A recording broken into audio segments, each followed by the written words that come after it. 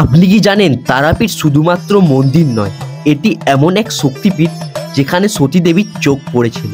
আর এর পেছনে শ্মশানকে বলা হয় মহাশ্মশান। কৌশিক অমাবস্যার আগে এখানকার পরিবেশ দেখে আপনি অবাক হয়ে যাবেন। যদি বলি ভারতের সবচেয়ে রহস্যময় শ্মশান আছে পশ্চিমবঙ্গে, আপনি কি বিশ্বাস করবেন? আজ আমি যাচ্ছি তারাপীঠ, যেখানে মন্দির আর শ্মশান দুটোই ভক্তি আর রহস্যে ভরা। মা তারা যিনি ভক্তদের রক্ষা করেন আর যার পূজা হয় তারাপীঠে। মহাশ্মশানে যুগে যুগে সাধকেরা তন্ত্র সাধনা করেছেন। কৌশিকী অমাবস্যার আগে এখানকার পরিবেশ একেবারে অন্যরকম। আজ আপনাদের সেই তারাপীঠ যাত্রার অভিজ্ঞতা দেখাবো শুরু থেকে শেষ পর্যন্ত। ব্লগটা সরাসরি শুরু করছি দুর্গাপুর স্টেশন থেকে। আর আমরা এখন কিন্তু যাচ্ছি মা তারার কাছে, তারাপীঠে। আপাতত এখন আমাদের ট্রেন প্রায় আছে 5:57-তে। এরপর আমরা যাব, গিয়ে ট্রেনটা ধরি। আর সমস্ত বন্ধুরা অলরেডি টিকিট কেটে নিয়েছে, শুধু আমার জন্য ওয়েট করছে। তো যাই আর তোমাদেরকে পুরো ব্লগটা, ট্রেন জার্নিটা আজকে শেয়ার করি। সো আমরা কিন্তু আজকে দুর্গাপুর থেকে আসানসোল টু বর্ধমান যে মেমো আছে সেই লোকাল ট্রেনে যাব। এখান থেকে আবার এক্সপ্রেস ধরবো। তো পুরো জার্নিটা আমি কিন্তু আজকে তোমাদের সাথে শেয়ার করতে চলেছি। আপাতত তোমরা কিন্তু প্রথম থেকে শেষ পর্যন্ত সাথে থাকো।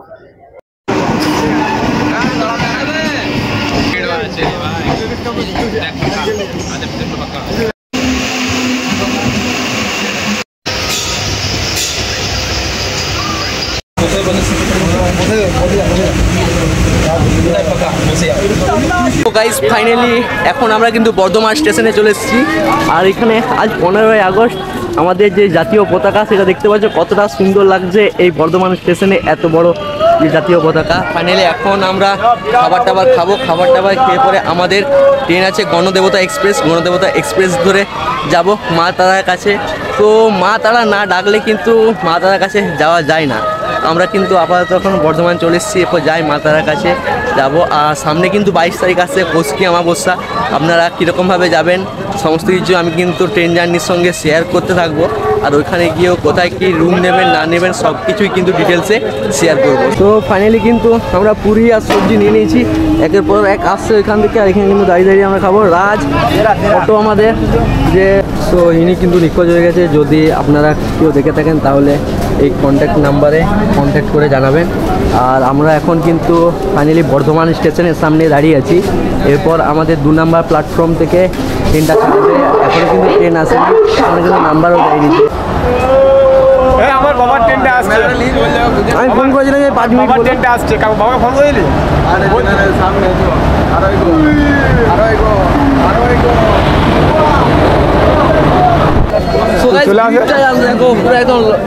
জেনারেলে, কারণ আমরা হঠাৎ করে প্ল্যানিং হয়েছে, গরিব মানুষ এর কথা, গরিব মানুষ।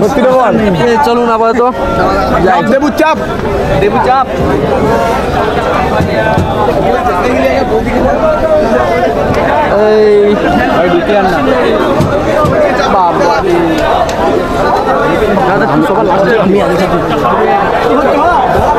সামনে জায়গা নাই ভাই, বসে বসে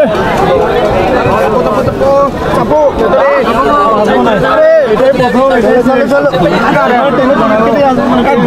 যারা ভিতরে আছে নামি দিয়ে, বর্ধমানের পরে আমরা যাবো। তুমি এতটা এসছো,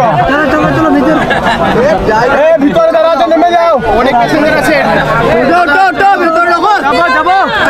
হবে না, হবে না, হবে হবে।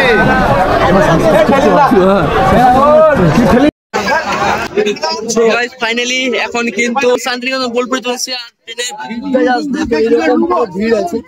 আমরা কিন্তু এখানে দাঁড়িয়ে রয়েছি।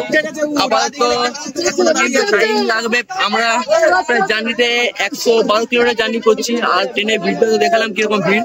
এই ভিড়টার কারণে আর কোনো ডিটেলসে ভিডিও বানাতে পারলাম না, যতটাই পারলাম দেখালাম। এখন পর্যন্ত প্রায় 3টে স্টেশন এখনো দেরি আছে বোলপুর শান্তিনিকেতন থেকে। তো যাবো, গিয়ে পরে স্টেশনে এত ভিড় দেখতে পাচ্ছি, ভিড় আমরা জাস্ট কিন্তু এখানে দাঁড়িয়ে আছি।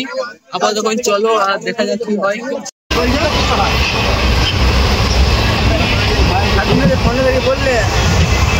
ফাইনালি এখন আমরা রামপুরা স্টেশনে চলে এসেছি। আর এইখান জাস্ট এটা স্টেশন। আর এই দিক থেকে কিন্তু আমরা টোটোটা ধরবো। টোটোতে দেখি কত নেয় ভাড়া। আরে কারণ এখন ফুচকা অবস্থাটা হয়তো একটু বেশি নিতে পারে, তো একটু দাম দর করে দেখে নিও কীরকম কী ভাড়া লাগছে না লাগছে। আবার যখন চলো যাই আর দেখি কোথায় টোটো পাবো তবে কিন্তু তোমাদের সঙ্গে শেয়ার করবো। তো ফাইনালি এখন কিন্তু আমরা অটোতে চেপে গেছি, আর অটোতে পার পার্সেন্ট 40 টাকা করে ভাড়া নিচ্ছে। কারণ তোমরা যখন আসবে তখন 40 টাকায় ভাড়া, ঠিক আছে? সব জায়গায় একই রেট, কম বেশি কিছু হবে না। তো এসো তোমরা এখানে, সামনে কিন্তু কৌশিকী অমাবস্যা, তো ভিড়টা কীরকম হবে সেটা জানতেই পারছি যে কীরকম ভিড় হবে কৌশিকী অমাবস্যায়। আমরা একটা ঝলক দেখানোর জন্য কৌশিকী অমাবস্যা এলাম, চেষ্টা করবো কৌশিকী অমাবস্যা আসার জন্য। তো তোমরা কিন্তু গিয়ে ঘুরে যাই, আর অবশ্যই দেখতে পাচ্ছ সব বন্ধুগুলোর সব কিন্তু পুরো একেবারে জাস্ট গেলিয়ে গেছে, পুরো একদম কিছু বলার নেই, এত গরম আর এত। তো এখন কিন্তু চলে এসেছি হোটেলে, আর এখানে কিন্তু এখন চেক ইন করে নিলাম সব ফ্রেন্ডরা মিলে। এখানে কিন্তু কিছু ফ্রেন্ড বসে আছে, আর সব বাড়িতে যে যার মতো ফোন করছে। চেক ইন করে নিই, রুমে যাই, এখন সব ডকুমেন্টস ভেরিফিকেশন করলাম, তারপর রুমে গিয়ে একদম সেই অ্যাস হবে আজকে। আর রাত্রেবেলায় মায়ের পুজো দেওয়ার জন্য তখন যাব। ফাইনালি এখন কিন্তু আমরা রুমে চলে এসেছি, আর এইটা হচ্ছে আমাদের রুম। জাস্ট দেখে নাও, এইখানে একটা বেড আছে, এখানে একটা বেড, এখানে একটা বেড, এখানে একটা বেড, মানে একটা বেডে তোমরা দুজন করে, তোমরা যদি 8 জন আসো তাহলে কিন্তু এরকম একটা রুম নিতে পারো। আর তোমরা যদি দেখি এখানে কিন্তু টিভি, এসি, তারপরে ওয়ার্ড্রপ সমস্ত কিছু রয়েছে। আর বাথরুমটা একবার তোমাদেরকে জাস্ট যদি খুলে দেখিয়ে দিই তাহলে এইখানে রয়েছে একটা মিরর, বেসিন, ল্যাট্রিন, পুরো বাথরুমটা কিন্তু খুব পরিষ্কার পরিচ্ছন্নের মধ্যেই আছে।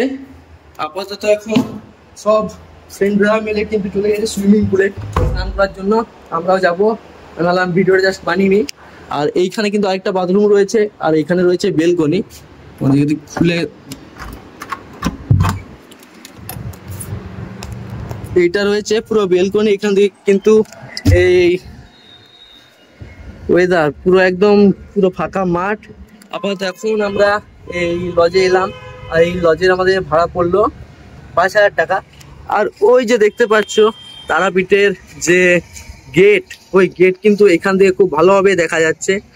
ফাইনালি আমরা এখন সুইমিং পুলে চলে যাচ্ছি, আর সব বন্ধুগুলো মিলে 8 জন জাস্ট এই সুইমিং পুলে কিন্তু এনজয় করছি, পুরো একদম ফুল টু এনজয়।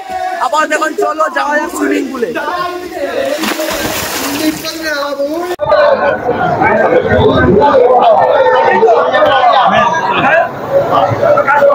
তো গাইস আমরা এখন কিন্তু মায়ের মন্দিরে অবশেষে প্রবেশ করলাম, আর মায়ের যে দর্শন, সত্যি মানে মায়ের দর্শন পাওয়ার জন্য খুবই আগ্রহ।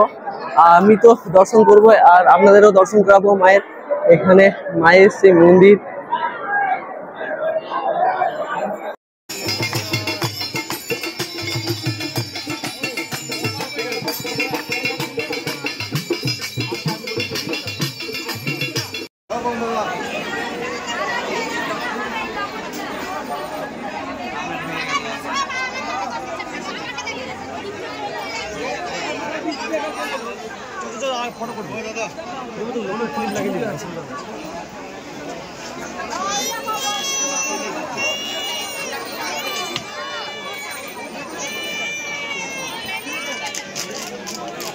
জন্মাষ্টমীতে কিন্তু যে তারাপীঠের দৃশ্যটা কিন্তু দেখতে পাচ্ছ।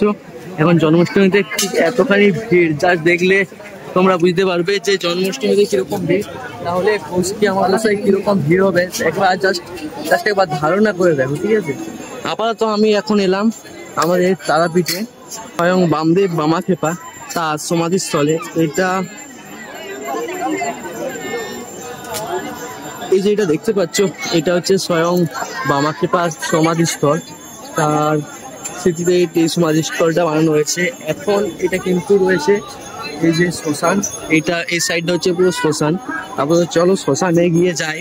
আর কালকে রাত্রে ছিলাম, কালকে রাত্রে লাইটিং এ সেরকম কন্ডিশন ভালো ছিল না বলে আমাদের দেখাতে পারলাম না। আপাতত এখন যাই শ্মশানে, আর শ্মশানে গিয়ে দেখা হবে। তো গাইস এই সাইডে রয়েছে এখন সমস্ত সাধকরা এখানে সাধনা করছে, কারণ সামনে আসছে স্বয়ং বামাখ্যাপা। কৌশিকী অমাবস্যার দিন মা তারাকে দেখা পেয়েছিল, তার জন্য কৌশিকী অমাবস্যায়। আর কৌশিকী অমাবস্যায় আপনারা কে কে আসছেন আপনারা কিন্তু কমেন্টে অবশ্যই জানাবেন। আপাতত এখন আমি এখানে রয়েছি, আর এই দিকে চারিদিকে কিন্তু সমস্ত শ্মশানে কিন্তু সমস্ত অঘরী সাধুরা সাধনা করছে তারা মায়ের দেখা পাওয়ার জন্য।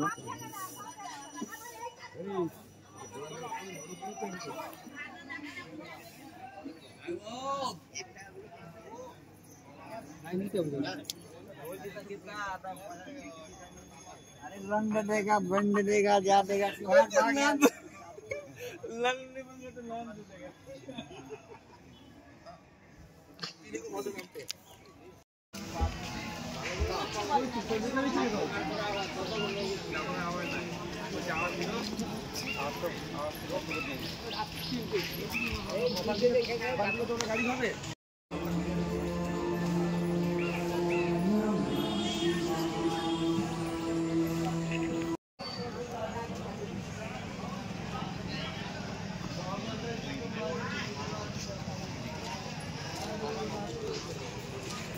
আমি তারাপীঠ থেকে গ্র্যাজুয়েট বাবু।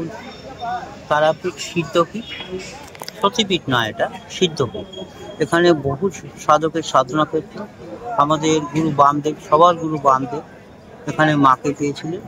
এখানে এই শ্মশানে মা আর ছেলের প্রচুর লীলা বিরাজমান। ঠিক আছে, তো এই তারাপীঠ আজকে সারা বিশ্বে একটা আলোড়ন সৃষ্টি করেছে। এখানে সারা পৃথিবী থেকে লোক আসে মার কাছে, মা তাদের মনস্কামনা পূর্ণ করেন। তাই যারা একবার মার কাছে আসে বারবার আসে। জয় মাতারা, জয় গুরু বামদেব। জয় মাতা। আর এটা কি বাবা? এগুলো চিতা। চিতা। এখানে আগে বডি জ্বলতো, এগুলো সব ডেড বডির ছাই। আচ্ছা, এইগুলো এখন পলিউশনের জন্য সব বন্ধ রয়েছে। ইলেকট্রিক চুল্লি করা হয়েছে, কাঠে ওঠা।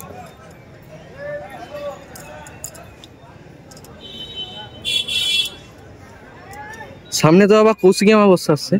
কৌশিকী অমাবস্যা নিয়ে যদি কিছু বলতেন, যে সাধক বামদেব এখানে কৌশিকী অমাবস্যা একটা বিশাল ব্যাপার।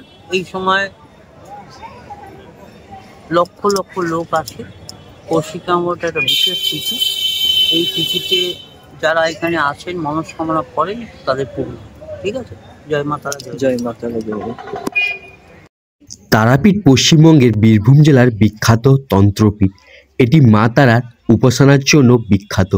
পুরাতন মতে এখানে সতী দেবীর চোখ পড়েছিল, তাই এটি শক্তিপীঠ। 19 শতকে বামাখ্যাপা নামে মহাযোগী এখানে সাধনা করেছিলেন। তিনি মা তারাকে নিজের মা হিসাবে পুজো করতেন।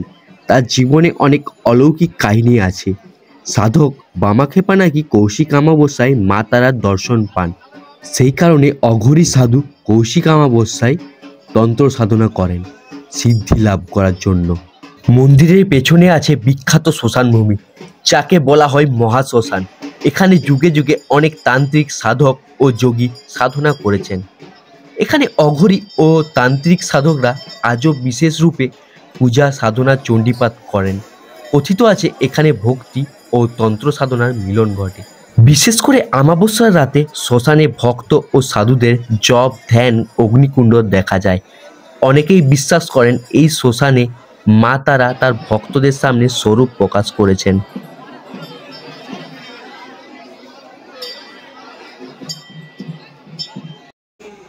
এটা হচ্ছে বাবা তোমার আশ্রম মন্দির। আর এটা পড়েছে এই যে রয়েছে সামনে, এইদিকে রয়েছে মায়ের মন্দির।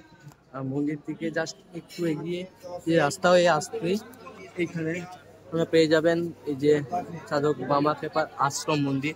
আর আজকে এই লেভেলের ভিড়, তাহলে ভাবতে পারছেন যে কৌশিকী অমাবস্যায় ভিড়টা কিরকম লেভেলের হতে চলেছে।